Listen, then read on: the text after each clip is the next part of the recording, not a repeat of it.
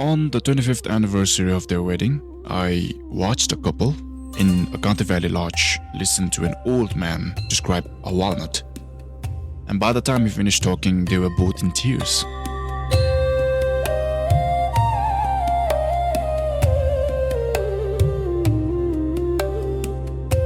Imagine a photograph of your dream wedding ceremony.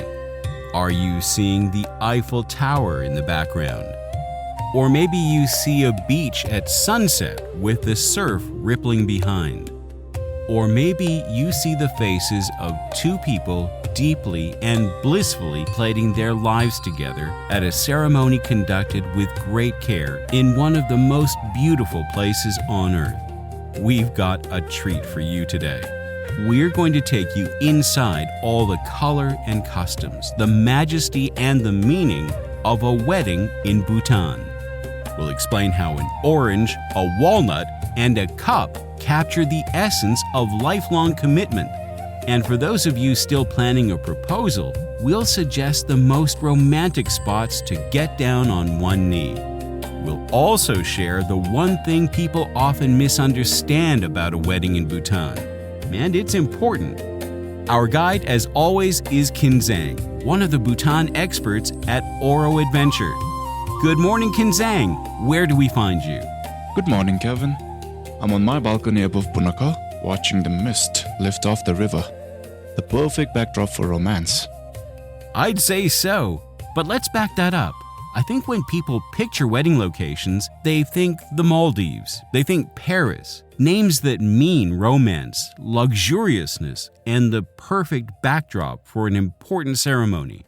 Why do you say Bhutan belongs in this conversation? Paris and Maldives are really gorgeous.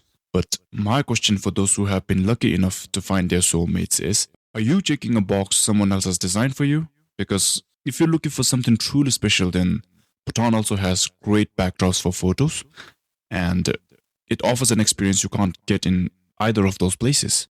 That sounds great, but help us out. What does that really mean? Well, first, as you know, Bhutan limits how many visitors come in. So you're not going to be fighting crowds or dodging someone else's selfie stick or a bridal party. You will have space. Space to relax, space to focus on these important moments in your life. And I think for some people, Bhutan's gross national happiness sounds like a slogan. Right up until your plane lands in Paro and you feel it. Life is truly more deliberate. People are warmer because they feel it and mean it. So, if you're hoping to lounge on a beach or go clubbing after your ceremony, then Bhutan might not be your destination. But if you want to wake up beside a glacial river and come home feeling reset instead of drained, then this is exactly your place. Or you might find yourself side by side in a hot stone bath scented with wild herbs. Or maybe you'll be hiking together up to the tiger's nest, conquering a challenge together. Even our luxury venues reflect deep connection with nature and experience. Places like Amankora or Six Senses are never flashy. It's massive class looking out over a misty valley. So the luxury here frames the nature instead of competing with it. What about you, Kevin? Which would you choose? Peaceful mountain valley or a 5-star beach resort? for an occasion like this, I'd take the Silent Valley over the beach club any day. But I'm going to stop you there, because there's a big question hanging over all of this. Can anybody get married in Bhutan? The answer is no, but would you believe that for the right couples we offer something even better? I'm dying to tell you about the magic behind a traditional Buddhist marriage blessing.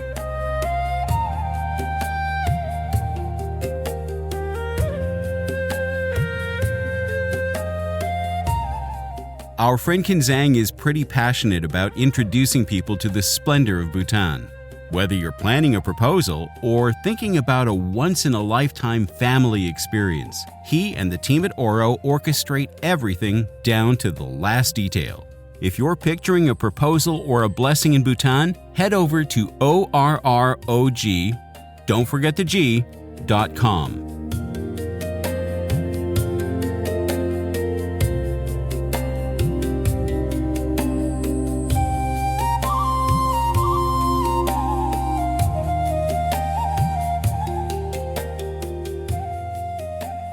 We're going to get into the technicalities in a little bit, but I'd love to have you introduce us to a Bhutanese couple blessing. I think you'll enjoy this. Before the blessing begins, you leave your shoes at the door and you change out of whatever you traveled in.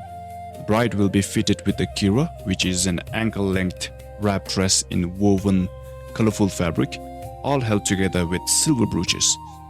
And for him, a go, a rope hoisted to the knee and belted at the waist. You also drape a ceremonial scarf over one shoulder. What does this attire represent? Why these outfits? The go forces a man to stand straight, chest out. The kira wraps a woman securely and makes her walk with real intention.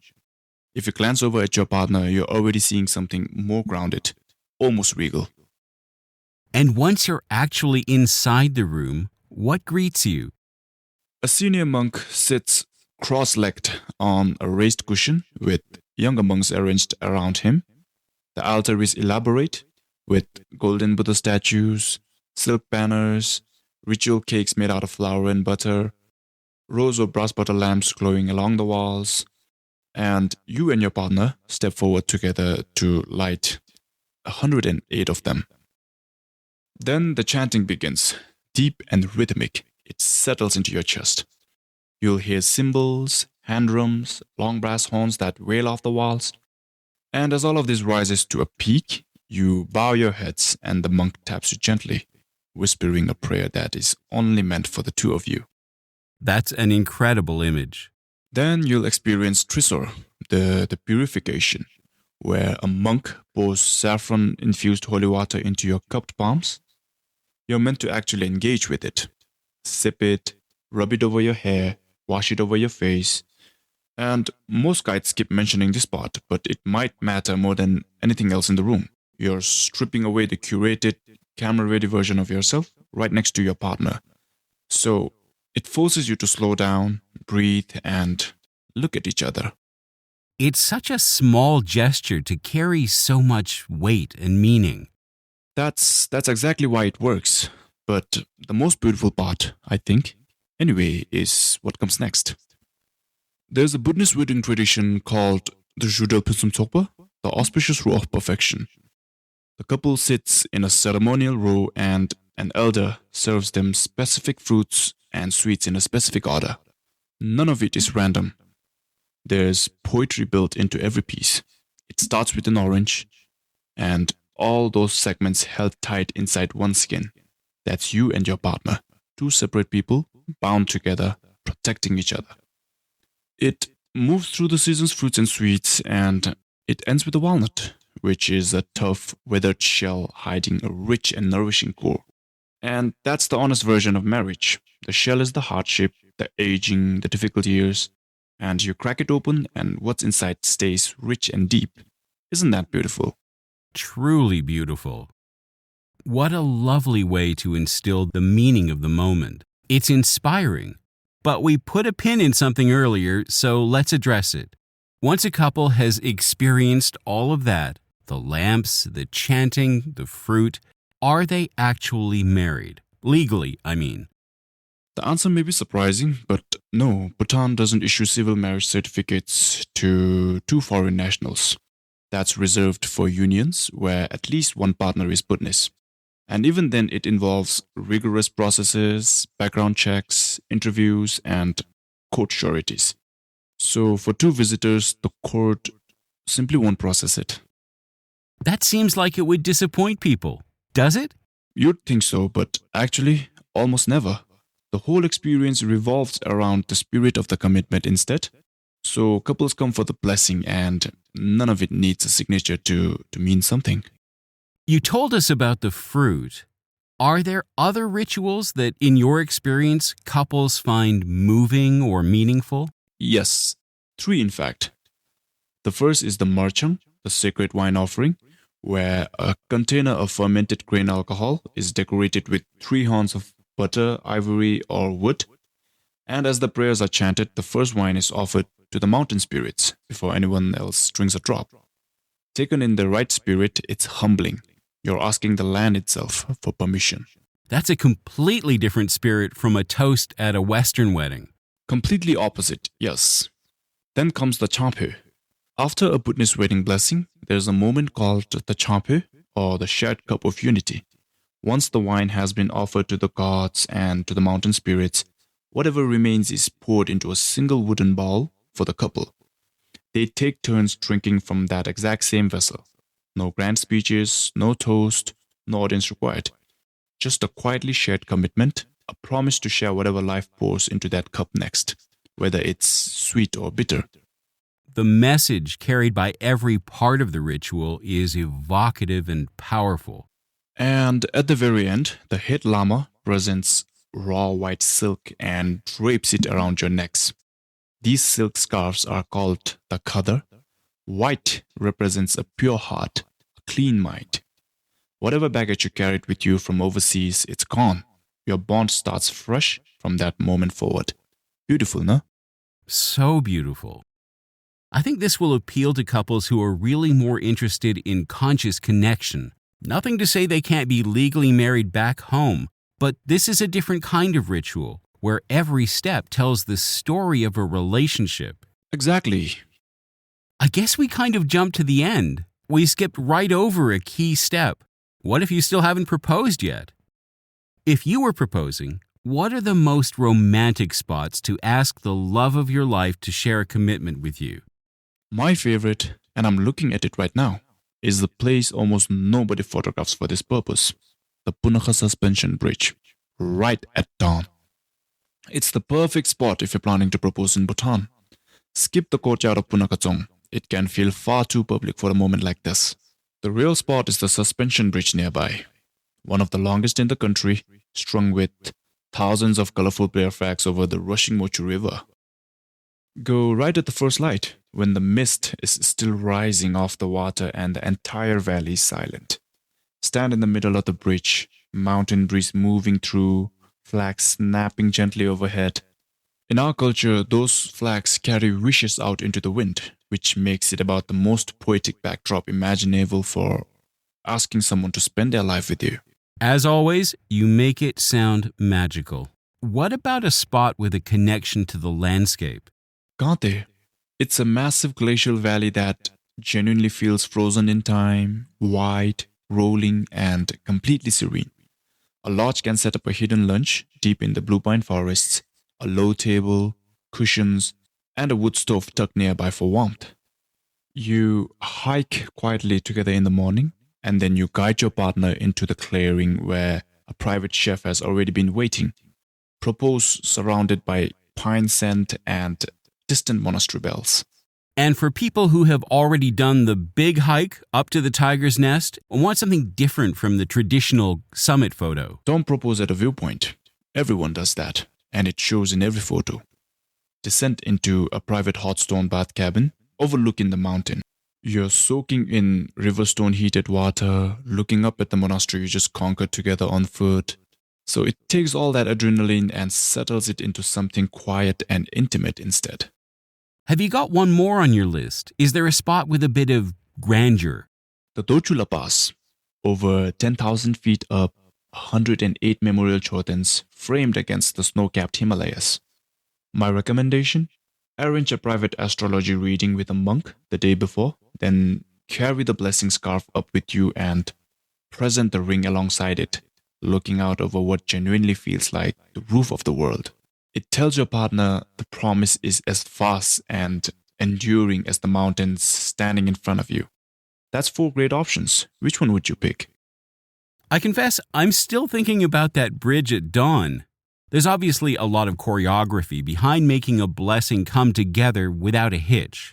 How much of that falls on Oro rather than the couple? Nearly all of it, and that's the point of Pride for us. There are some steps that may surprise you. We don't just pick a random Tuesday for the ceremony. We take the couple's birth dates to a lunar astrologer to find the most auspicious day. We source and prefit the ko and kira so nobody's fumbling with the wrap that morning. We secure the monastery permits and SDF tracking months in advance, so the couple shows up and simply lives it. Is there anything a couple should do differently on their end to help all of that land properly? Just one thing, and it surprises people. Don't try to surprise us. Tell your guide the plan a few days ahead. Buddhist society values that kind of auspicious, joyful planning, so your guide will take it on as a personal mission, quietly coordinating with the monastery so a monk is ready to offer the blessing the exact moment the ring goes on. We covered good places to propose. What are the best spots to receive the blessing? You could go to a dzong. If you heard our episodes on dzongs, then you know it's a living fortress monastery. Centuries old, whitewashed walls, golden roofs, and a lama presiding over the rite, chanting bouncing off the stones until it fills the whole courtyard. It's majestic, humbling, and rigid. You follow the sacred tradition, not your own timeline. A farmhouse or a resort like Amankora shifts everything towards warmth instead. You are on hand-woven carpets, smelling wood smoke, maybe adding your own touches like an archery match, a masked dance in the courtyard. So if you want history looking back at you, take the dzong. And if you want something soft, private, and entirely at your own pace, take the farmhouse. You've mentioned impermanence a couple of times now. In the West, romance tends to promise forever, something static and unchanging. But Buddhist Buddhism teaches the opposite. Everything passes. While you're holding that walnut during the fruit ceremony, the monks are chanting about the seasons changing and how short a life actually is. It sounds unromantic at first. But it turns into something else, doesn't it? It flips. Once you accept your time is limited, the relationship stops feeling like a routine and it becomes urgent and precious. Out of every lifetime, in every corner of the world, you chose this one with this one person. In Western culture, people exchange rings. Same in Bhutan? Rings are becoming more common, but we have a beautiful traditional symbol of union. During a Buddhist wedding blessing, a monk ties a woven string around each partner's wrists, blessed for protection. It's called the sunke, and couples wear it long after they've flown home, back into their offices, their routines, their ordinary lives. When an argument hits or just a hard week, that string is right there on your wrist. It's an instant reset, a small reminder of the quiet valley where you once sat together and formed an unbreakable bond. What happens after the ceremony? What do couples do after what must be an incredible, intense moment in their lives? There's a mistake a lot of travel companies make right after the couple's wedding blessing ends, and it's called the experience drop-off. You go through this incredible high vibrational ritual, the astrologer's timing, the marchang smoke, the poetry of the fruit ceremony, and then someone hands the couple straight back into a standard hotel lobby and asks for a credit card. It shatters everything that was just built. So at Oro, we never do that. The very next stop is always a private hot stone bath we've pre-warmed, so the couple can sit in the steam and let the day settle into their muscles. Then a quiet dinner by a wood stove, just the two of them, no crowd and no audience. And before they sleep, we give them something physical to keep, a hand-carved cup or a small packet of the incense from their marchang. So we try to turn life's quietest details into a lifetime's deepest memories.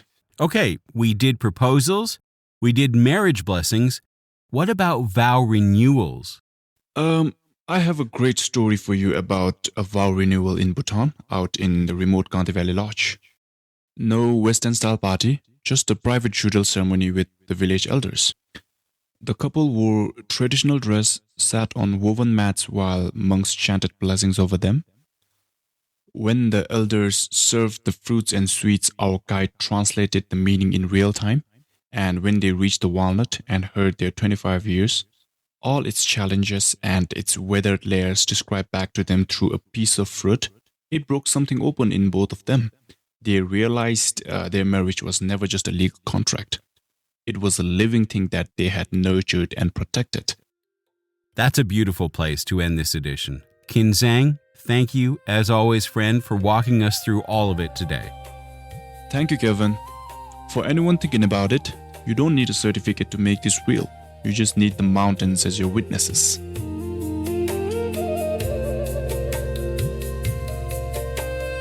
So now, if you want to build a proposal, a blessing, or a vow renewal exactly like this, head over to oro.com. That's ORROG.com. Their team handles it down to the smallest detail. And for more inspiration and beauty about travel in Bhutan, join us next time. We'll see you then.